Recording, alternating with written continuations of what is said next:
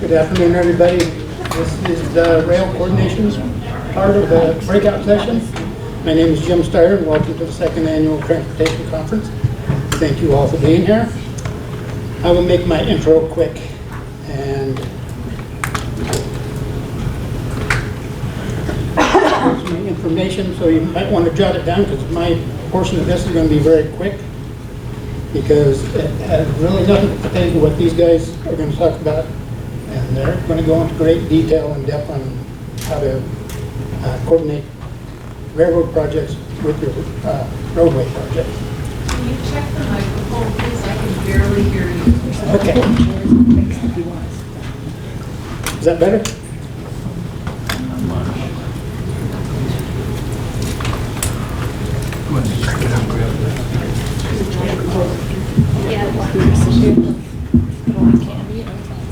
That better? There's a volume on it. I've been in this position. I'm the highway grade safety manager for the state. I've been in this position for 20 years, and I utilize the money from the Section 130 funds, which is for hazard elimination, project, protective devices for at-grade rail crossings. This program is a set aside from the Highway Safety Improvement Program, a different source of federal funds than you will hear about today. I believe the biggest takeaway from this program that I manage, if you have a railroad crossing in your railroad or in your roadway program or project, please call me so we can talk about what's going to be done on the project, what impacts you're going to have at the crossing, and we can go from there. So with that, I will, here's our outline, so that's why I wanted to make this quick. We have a lot to go through. Now, the panel we have here is going to give us guidance on project development, the impact railroad property, and structures. If we have time at the end, we'll take questions. So it's my pleasure to introduce our first speaker. He is an engineer with FHWA, Kevin Brodie.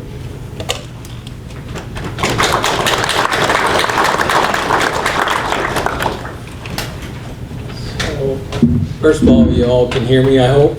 Okay. So my name is Kevin Brodie. I'm with the Federal Highway Administration.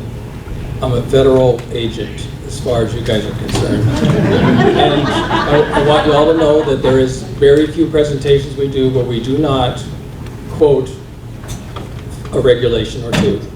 And this will be no exception, but I'll try and make it as easy on you as possible. Okay? So the question is, why coordinate? Okay, railroads are property owners. Would everybody agree with that? Okay.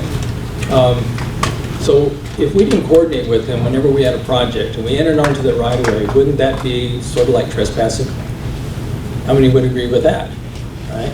So we probably would be best off coordinating with them and communicating with them and cooperating with them on any of our projects. So we're going to talk a little bit more about that. But one of the reasons we also coordinate is because the federal regulations require us to coordinate. Okay? Coordination is the key theme of the regulations that apply to projects involving railroads. So there's one of our federal regs. It's not my favorite, but it basically says coordination is necessary to avoid delays during construction phase. And who wants to delay a project? Can you imagine if you hadn't coordinated with the railroad and they parked a train across your paving project? That would be a delay and that would be a problem. We don't want that to occur.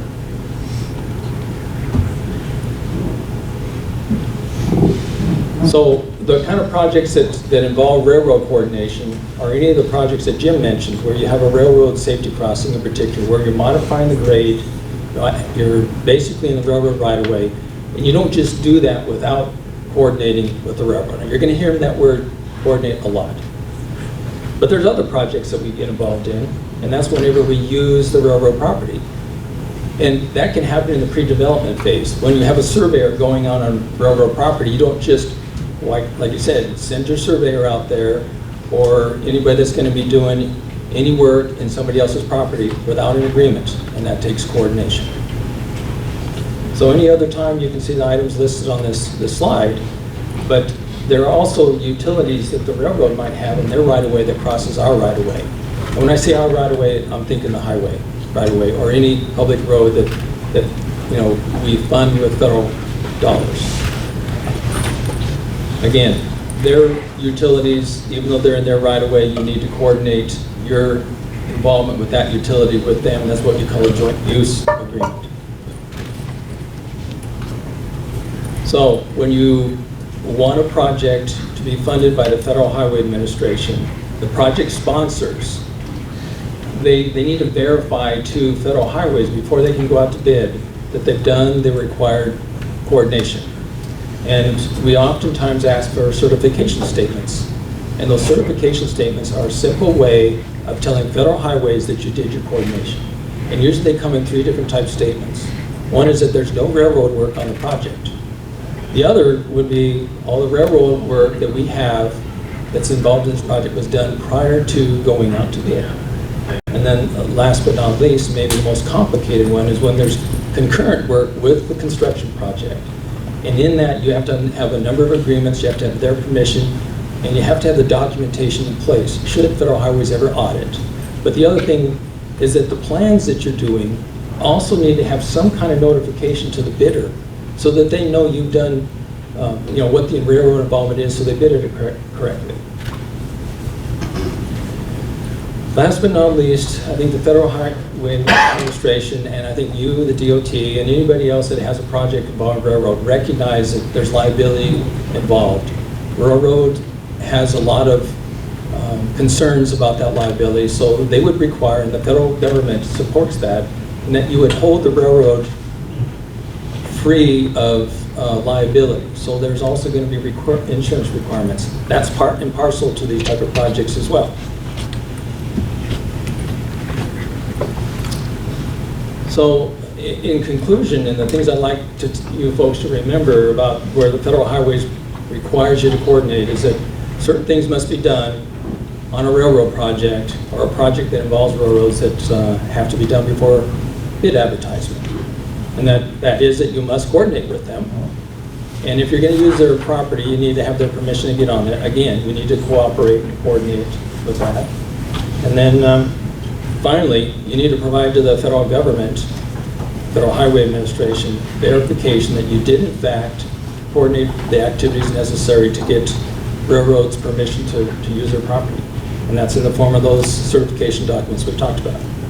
So next up is Alex with the railroad.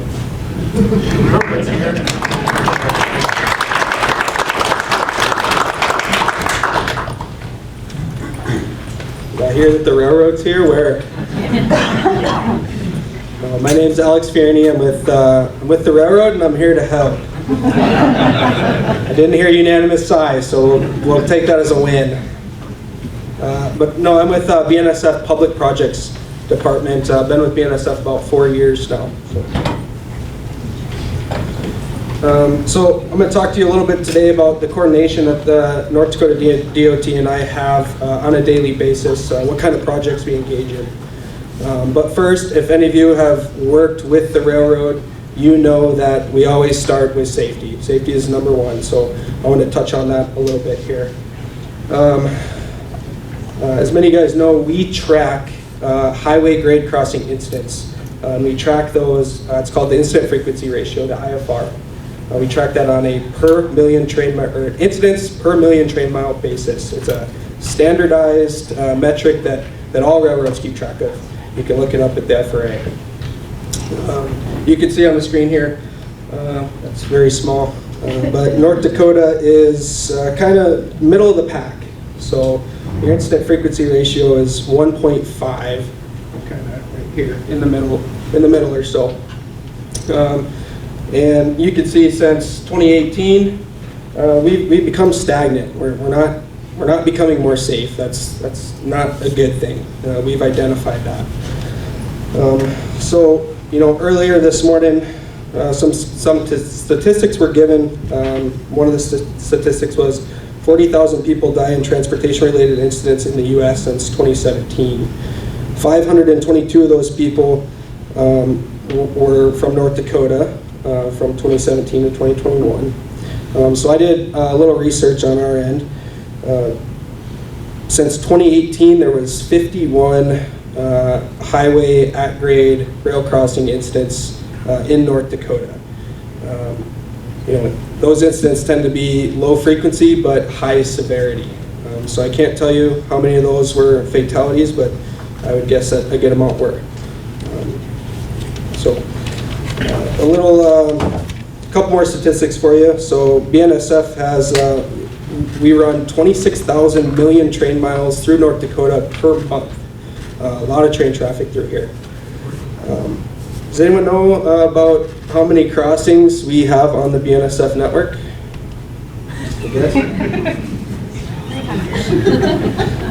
I'll tell you, we got about 30,000 crossings across our whole network. About 25,000 of those are at-grade crossings, and about 2,000 of those crossings are in North Dakota. So we did a little math on our end, and we found that across the system, across BNSF, we are exposed to approximately 18.5 million vehicles per day. It's a lot of exposure, a lot of opportunity for incidents. So why am I telling you this? BNSF has a goal to reduce our incident frequency ratio to 1.0 by 20.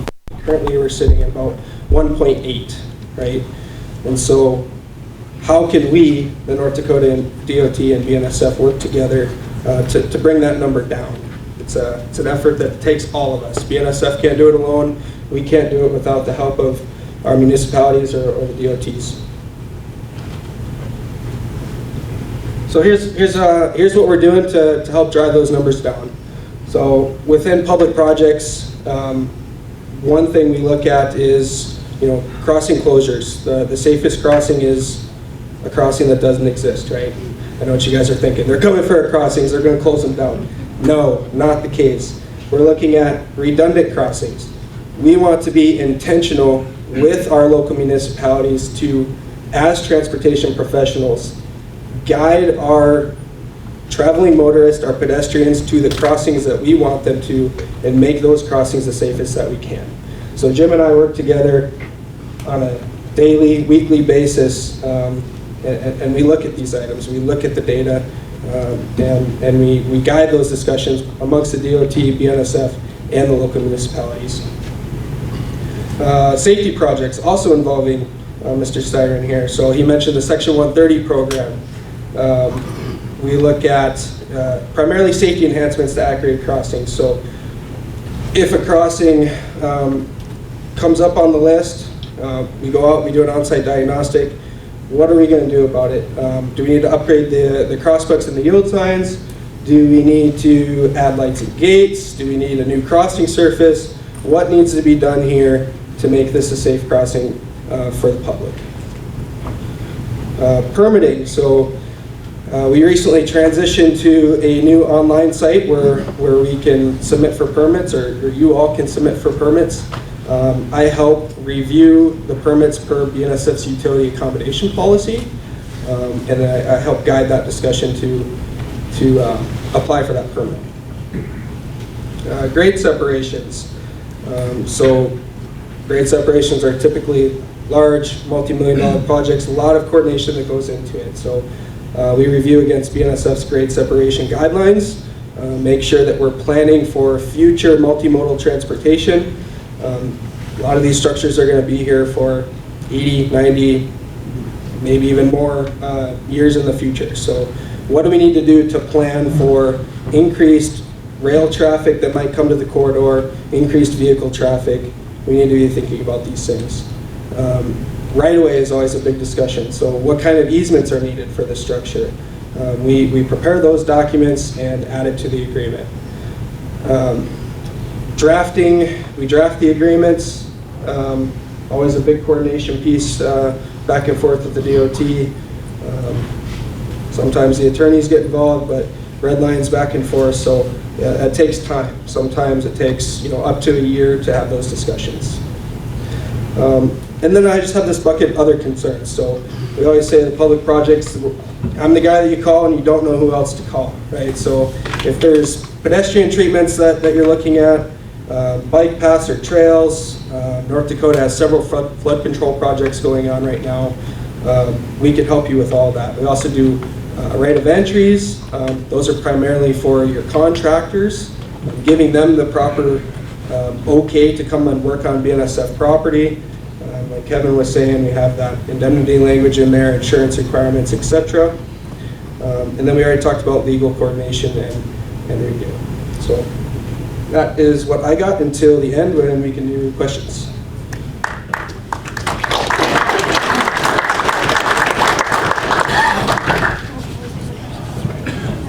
Chad Frisinger with Design Division. I'm just here to describe the process of railroad coordination for plan development.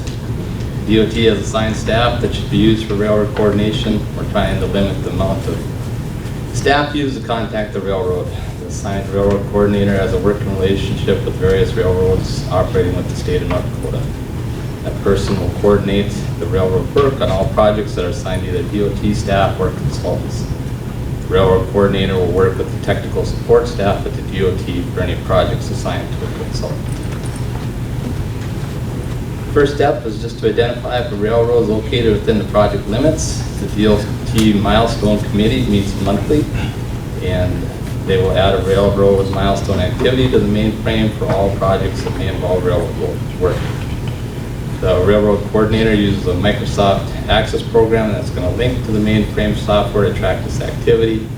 If this activity is not added by the milestone committee, it will not be flagged by the Access program. The railroad tracking program will provide limited information to the assigned railroad coordinator. The information just typically consists of the project number, PCN, location, the designer, the tech support staff, or other representative, and some of the completion dates.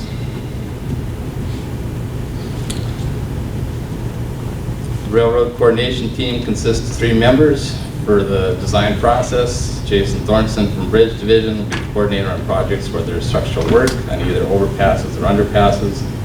Jennifer Kern from Design at DOTC will coordinate projects where there's at-grade railroad crossings, where the railroad parallels the DOT right-of-way, or where there's overpasses or underpasses that do not have any structural improvements.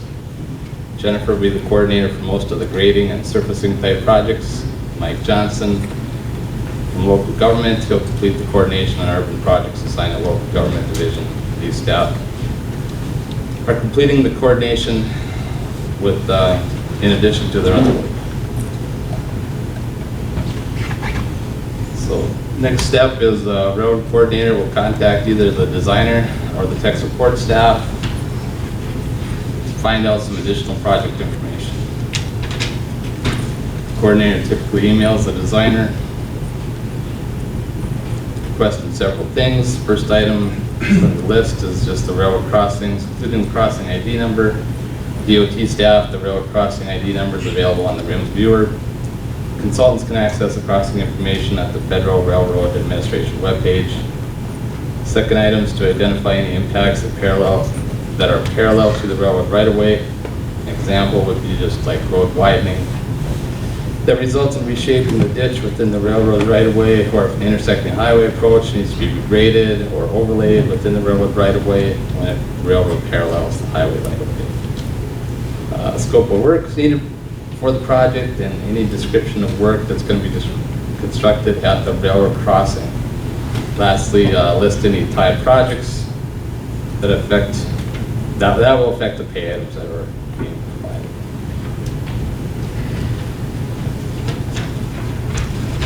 With the information provided from the designer, the coordinator will load this into the access program to determine which railroad owns the impacted crossings. The coordinator will then email the railroad to notify them of proposed work within their right-of-way. The email effectively asks the railroad for permission to commit work within their right-of-way. The email will also include the scope of the project, the work that's going to be constructed near the crossing. In addition, includes a tentative list of items that we plan on including in the plan, such as flagging, railroad technical liability insurance, railroad coordination.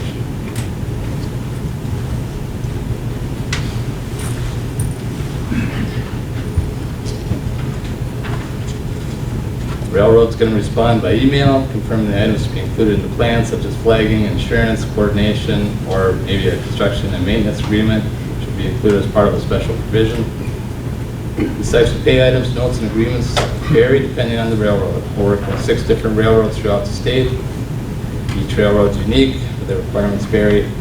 One railroad may require a right of entry agreement and a flagman request form, both of which are incorporated into special provision with just a pay item of railroad coordination. Where other railroads may only require notification to the railroad roadmaster about 5 business days prior to completing work near the crossing. That one's not BNSF.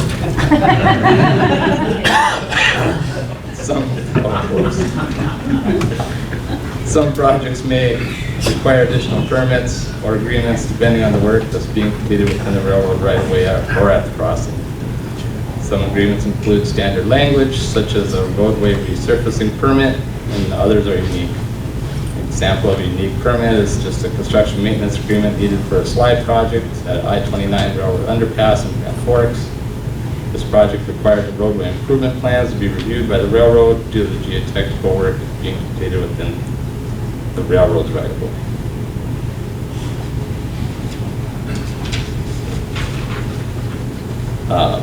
Permits and agreements require a thorough review by the railroad's legal team and the DOT's legal staff. The railroad's legal team will typically review the documents and provide comments. This will then go to the DOT's legal team for review and comment. Review times vary. The documents may be edited or reviewed numerous times depending on the project's complexity. Once it's deemed satisfactory by both parties, it'll be signed, sometimes using DocuSign. One note of caution is some permits are only valid for a certain length of time after signature, so make sure your railroad agreement is still valid at the time of construction. We have some shelved projects where we just got to revisit that time frame. One of the last steps for railroad coordination is just receiving an email from the coordinator, the railroad coordinator, describing the pay items, notes, special provisions that should be included in the plans. The railroad coordinator will typically provide a completed special provision, including the assigned SP number provided by ETS. Special provisions required when the railroad requests something more than just railroad protected liability insurance and standard plan notes. If you do use the standard plan notes for the liability insurance, use the appropriate one for your railroad. There's 5 notes listed on the DOT plan website for the insurance. In addition, the railroad coordinator will provide the designer list of pay items to be included in the plans. Typical pay items may include railroad liability insurance, railroad coordination pay item, or railroad flagging. The railroad coordination pay item is primarily used for minor roadway resurfacing projects. This would involve a minor amount of flagging that would be limited to about 1 or 2 days. For any projects that require work that lasts longer than a day or 2, then we go with the railroad flagging pay item. If the project's tied to another project with railroad impacts, sometimes we split the pay items or unique bid items will be provided.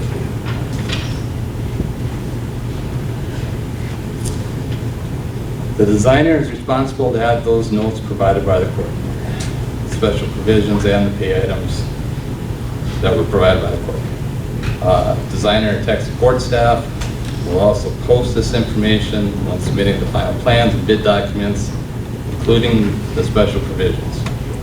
It's also the designer's responsibility to estimate the cost for each railroad pay item being used. Next we have Jason.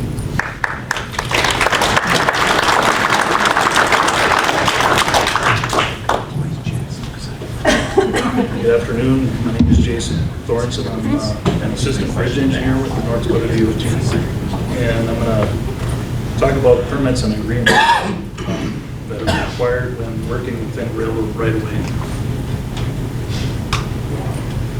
So as Gibbon mentioned, coordination with the railroad is essential to avoid delays not only during the construction of the project, but also during the project development. So there's several different permits and agreements that are needed through various stages of the project. And some of these are required prior to beginning the design phase. Some of these are required during the design phase, but prior to putting the project out for bid. And then after the plans are put out for bid, assuming we get a bidder, There are certain agreements that need to be completed between the contractor and the railroad. You probably can't see that very well, but there's 6 railroads that we coordinate with. The green is BNSF Railway, and as you can see, they pretty well dominate the landscape. So the majority of the coordination that we do is with BNSF Railway. So that's what I'm going to focus on today. Alex Fiorini, as you've already met, he's the manager of public projects from North Dakota, South Dakota, and Minnesota. So any coordination that we do with BNSF goes through him. There's several different permits that may or may not be required depending on the type of project. And these are submitted through an online permitting system. Actually, BNSF Railway and Canadian Pacific Railway both use this online permitting system. As you can see to the right there's a number of different permits that are available. However, the most common permits that we deal with are temporary occupancy permits, utility permits, and roadway surfacing and resurfacing permits. These permits take approximately 6 weeks to process, assuming there's no revisions to those permits. And the permit application fee is $2,000, so it's important that when we submit these permits that the plans are as complete as possible. Otherwise, there's an additional $800 processing fee. So much like BNSF Railway, Jones Lang LaSalle, who processes these permits on behalf of the BNSF Railway, we work or coordinate with Sharon Minton for North Dakota. So before we begin the design process, typically we need to collect survey data. We might also need to do some soil investigation, take soil borings. We might even do a special inspection or in-depth grid inspection to collect additional information to help us in the design process. So these are non-construction related types of permits. And these are, again, permitted through the online permitting system.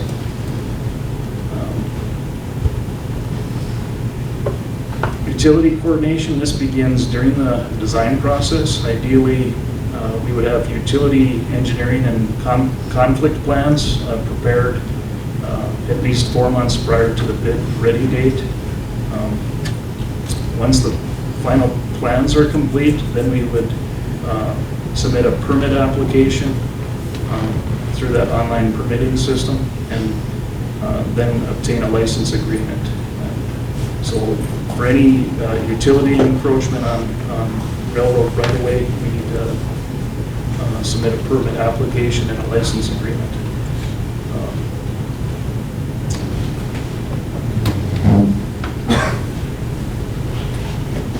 Once the DOT submits the permit application online, along with the final plans, and pays the permit application fee, which is $2,000, as I mentioned, JLL, or Jones Lang LaSalle, prepares Exhibit A, which you see off to the right there, for example.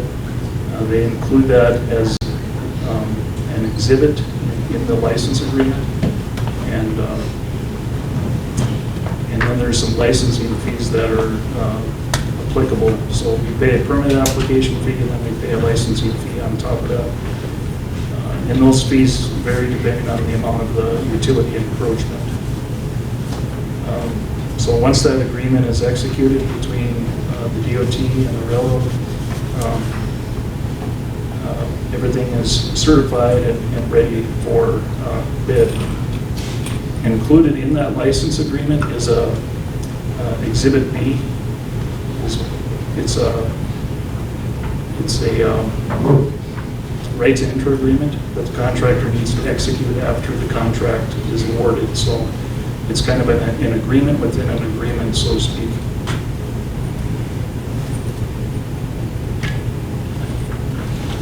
Roadway resurfacing and surfacing permits, these are, and license agreements, these are for at-grade crossings, which I don't deal with. I only deal with grade separations, but anytime we're surfacing or resurfacing an existing roadway, it's not for roadway widenings. So if we're doing thin left overlays, slurry seals, microsurfacing, we would need to submit one of these permit applications and obtain a license agreement.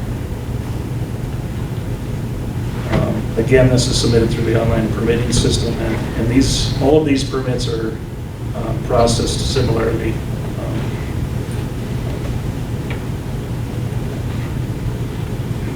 Something new that we've encountered over the past year or so is a preliminary engineering services agreement, and this is an agreement between the DOT and BNSF Railway. It basically allows them to go out to a consultant for review and approval of design submittals on behalf of the railroad. So they typically work with TKDA for those services.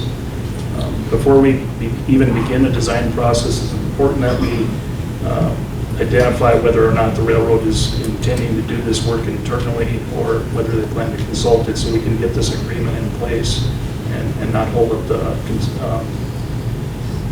the review and design process and ultimately the project delivery. So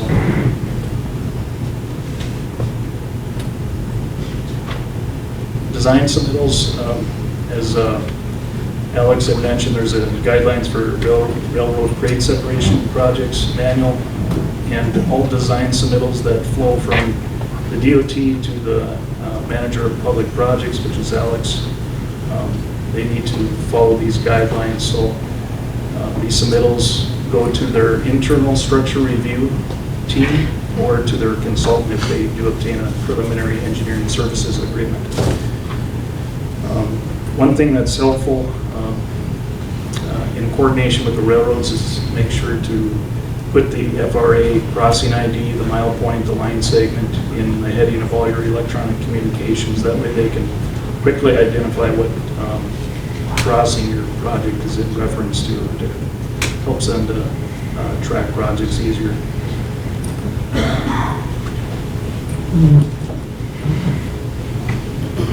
So depending on if it's an overhead structure or an underpass, there's different submittal guidelines.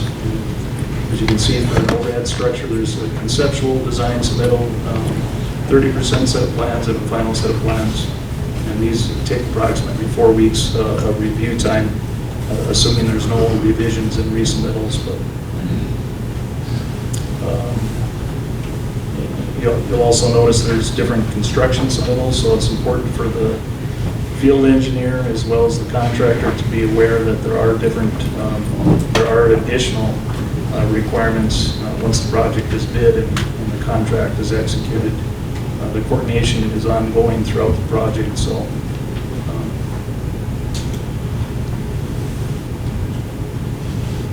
prior to the conceptual design phase, it's important for us to identify any additional accommodations the railroad may require, such as an additional track or an access road, so that we can take that into consideration during the design process.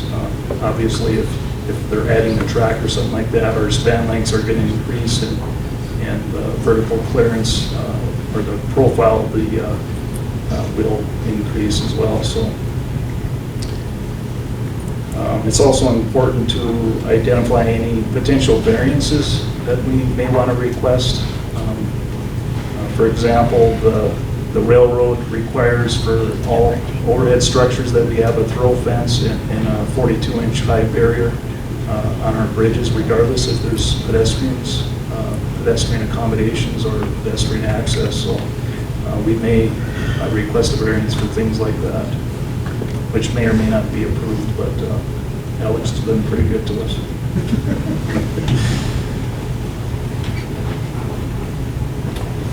For underpass structures, in addition to 30% set of plans, they also require a 60% set of plans, and they also require a full set of as-builts upon project completion. So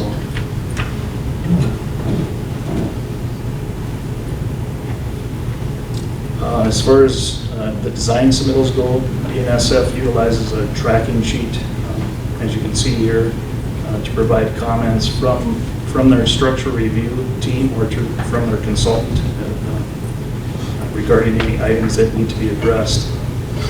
So you can see that, for example, on this project, the railroad had some comments that they wanted addressed, and so our designer then provided a response to those comments, and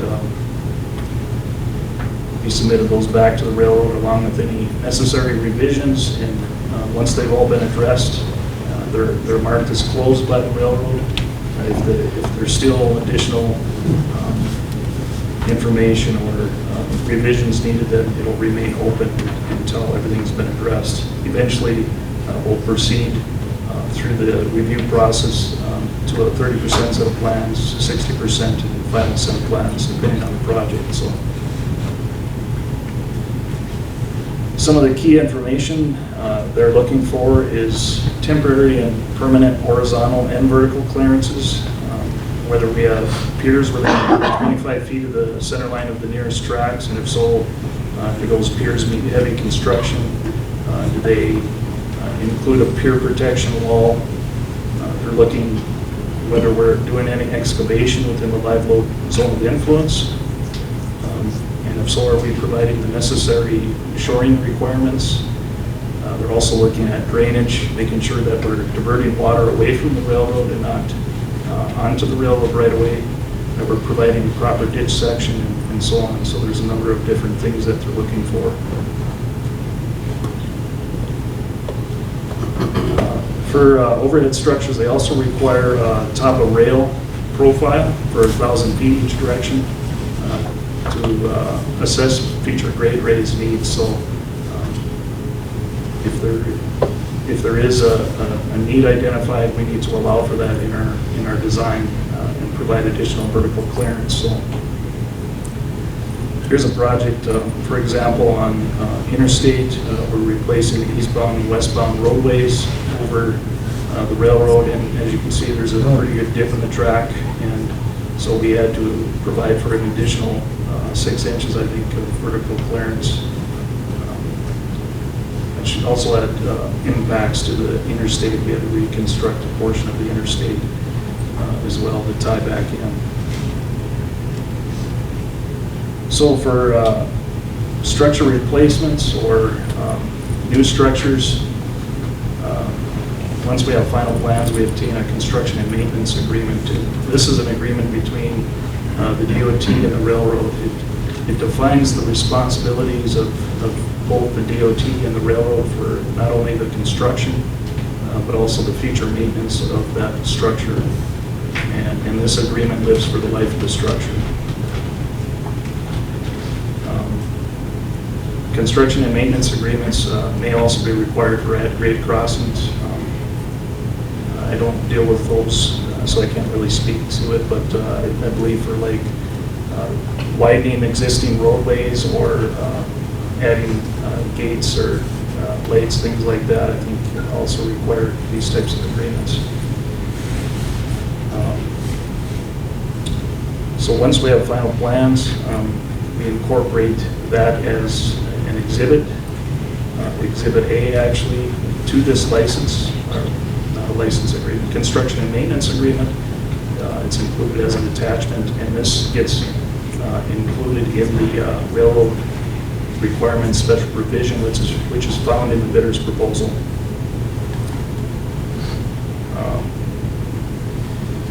A rate to enter agreement. This is an agreement between the contractor and the railroad, which gets executed after the contract is awarded. So whenever a contractor is working within railroad right away, he's going to need a rate to enter agreement in order to perform work. So this rate to enter agreement also gets included in the railroad requirement special provision. And if there is also a construction and maintenance agreement, it's actually included as an exhibit within the construction and maintenance agreement. If that isn't confusing, right? So field engineers make sure during the construction of the project, or actually before you allow the contractor to work within the railroad right-of-way, make sure you get a copy of this executed agreement as well as proof of insurance before allowing him to work within the railroad right-of-way.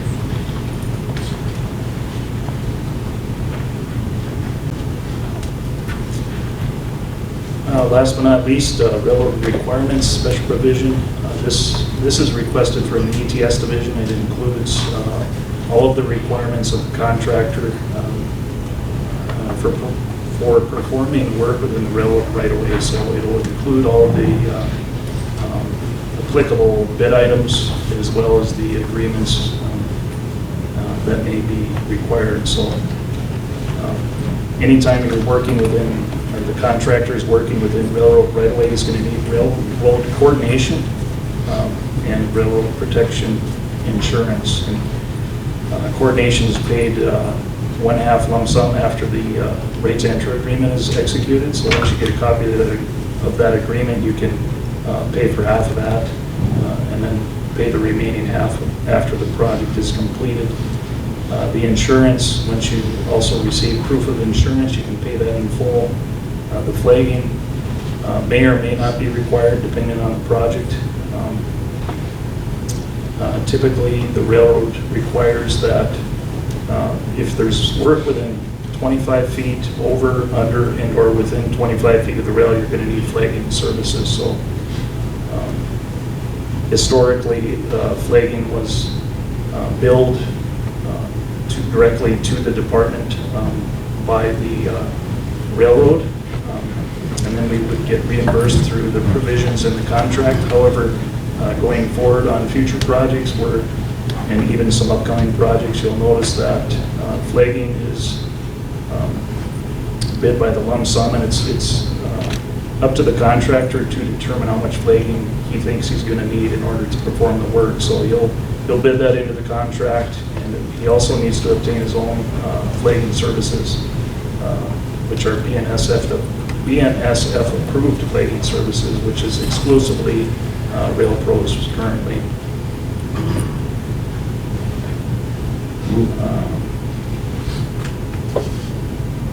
So as you can see for this particular SB, this is actually for Eagle's Nest, for upcoming project I was talking about. There's 2 agreements that were applicable for this project: a construction and maintenance agreement, because we were replacing 2 bridges, which is an agreement between the DOT and the railroad. And within that construction and maintenance agreement is the right to enter agreement that the contractor needs to execute once the project is, or once the contract is awarded. So I went through that pretty fast, but hopefully that gives you a better idea of what is required and when. And if you have any questions, feel free to reach out to me or anybody else on the railroad coordination team, and we'll be happy to help you. So with that, I'm going to turn it over to Ray Barchenger, who will finish up with easement agreements and project certifications.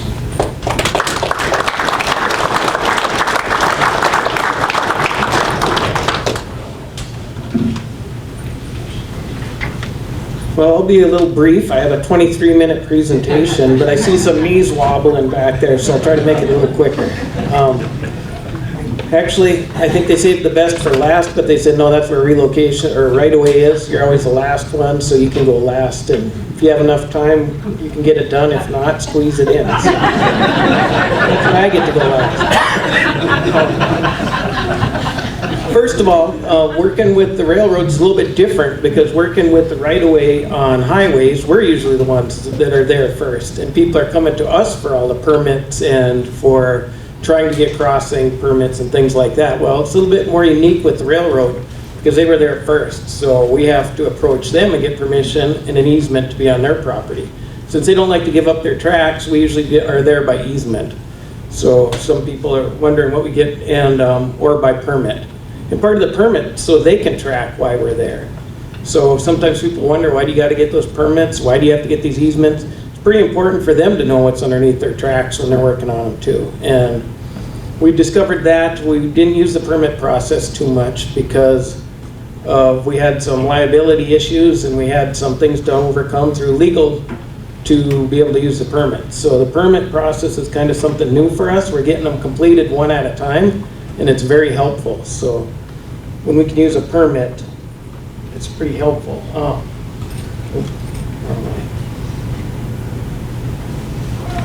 Okay, when you're working with a easement, if you have to get excess right-of-way, that's when you come to me. If you're working outside of the right-of-way that we have, I work with JLL to get an easement, whether it's temporary or permanent. That's when we come into place. If you're working within the right-of-way, a pretty good chance we can use a permit, and it's a little bit quicker process and a little bit cheaper. So I highly recommend a permit when possible. And when I work with the easements, I work through JLL with Kathy Kloon. And as you can see, she has all of the blue up there, which is a pretty big area. So if you're wondering why does it take so long to get a permit or an easement, well, she goes through an awful lot of them. And even as busy as she is, she happens to be here today. Put your hand up, Kathy. We really appreciate her coming from Minnesota. And we put a lot of easements go through her in a short time, so you can see how much we appreciate her help.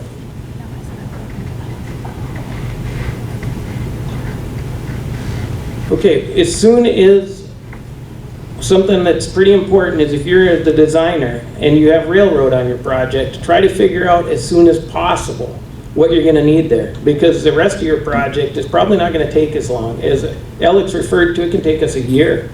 And if you end up having to get an easement, we have to go through the process of an appraisal, and we have to wait, if there's a CMA, a construction maintenance agreement, we have to wait till that's complete before we can even submit the easement. So it's a pretty lengthy process, so if you can get started on that railroad portion as soon as possible, that's helpful. And especially if you can get your plats done, and so we can get started on it, on the right-of-way section, that they have to be done on separate pages. So if you keep the plats separate and get started on them right away, it's pretty helpful on the long run of the whole project if we're trying to keep it on a schedule.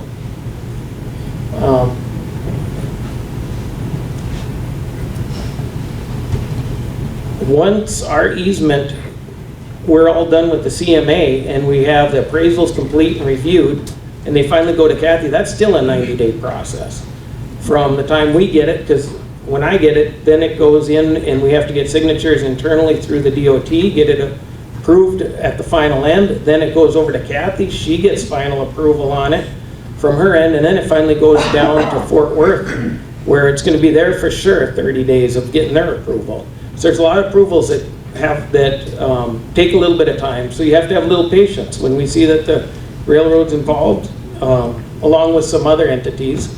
We just have to plan for that little extra time, and it is put into the milestone project, so we do have that time frame. But just keep it in mind that when you see that, if you can start on that railroad portion, it's pretty helpful. I don't know if I can stress that enough. If you take away one thing when you're designing, start on the railroad and see what you need first.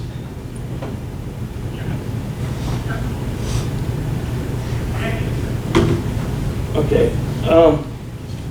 The one thing about on the easements too, we have a pretty long easement. It's 20 pages. And so we have a lot in it. If we can get by with a permit, it's so much easier than going through the easement process. So if you do need a little temporary easement, really look to see if you really do.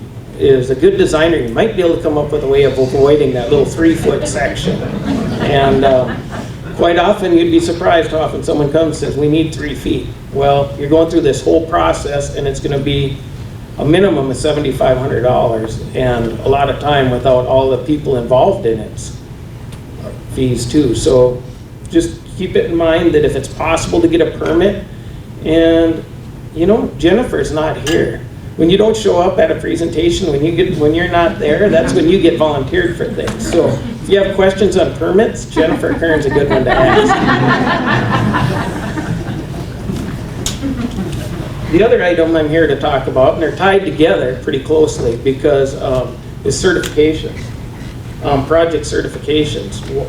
And that's kind of how we ended up with this group, was because of certifications. Federal Highway come along and we were doing our certifications, and they said, you know, you're supposed to have a railroad portion in them certifications. We said, Yep, you have to certify that all the railroad stuff is ready for the project. So then what do? We look in railroad, who do we see? Jim Styron. And we say, hey, he's got railroad beside his name, he can certify them. Jim says, what are you talking about? I don't work with projects. So between the two of us, we stumbled through it for a while, and then the designers come into it, and now we have a pretty good process after a while, and a pretty good team that works together, and we have a monthly meeting, and it's pretty much everyone you see here, Kathy, Jennifer, and Rebecca Geyer. So it's really helped our process. And it's so nice because Alex is at these meetings also, and he's always there. So when we have questions, we have direct access. So that's why you guys have these point of contact, so everybody's not hitting them up. If you get your projects to us, we discuss them at these meetings. And it seems pretty productive over the last 2 years. Or 3, I guess now, probably. Why do we certify these projects? Well, what we're certifying is to ensure that we have our federal funding, and that we want to make sure that we have everything for this project to go to bid, and that we're all in compliance with federal highways. So what we look at is several different things.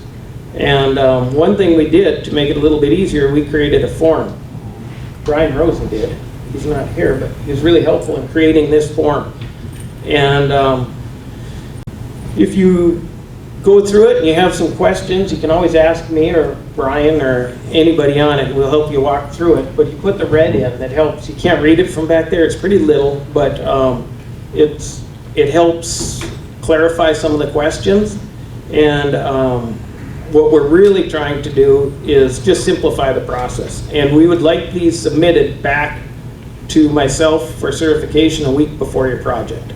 A day or a few hours before don't work very well, but sometimes it happens. We just want the majority earlier because everybody's struggling to get their plans in on the last plan's due date. That's the same date certifications are due, is plan's due date. And this form can be found in the design, on the website of the design manual page, and it's under the forms. If you look up ETS, it's under the ETS forms, and it's the last one there. It was created Valentine's Day, so February 14th, you can find it the quickest.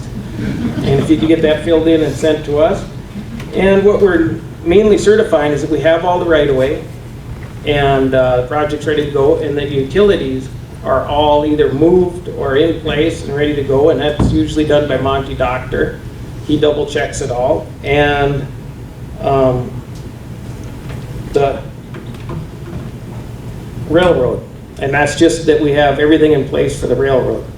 And if you have any questions, you can sure get a hold of myself or anybody else on this team, and they'd all be glad to help you out. So if you took anything away from this presentation, it's the people that are here and who you can contact. Thank you.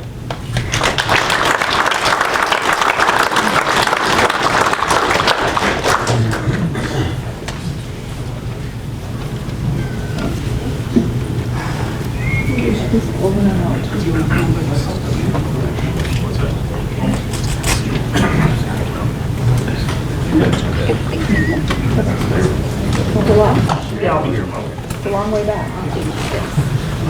I guess that's all we have, but there are some helpful links here if you have more questions about some of those processes and some of the manuals that are applicable for the BNSF railway projects, as well as even other railroad projects. There's a number of links here, and this will be a resource on our DOT website, so there's, you probably aren't going to write this down here now.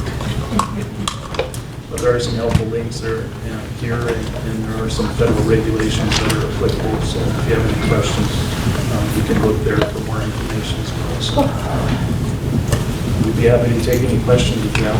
Thanks.